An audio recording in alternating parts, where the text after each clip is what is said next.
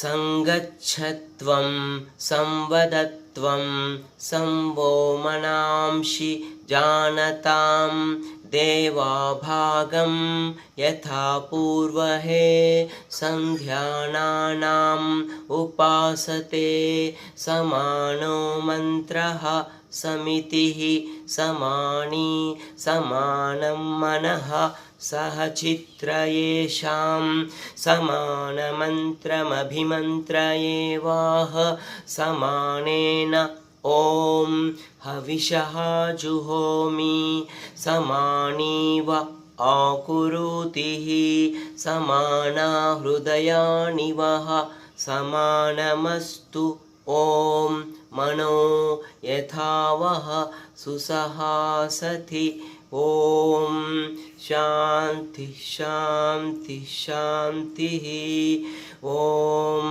ಶ್ರೀ ಗುರುಭ್ಯೋ ನಮಃ ಹರಿ ಓಂ. This shloka is derived from the Rigveda.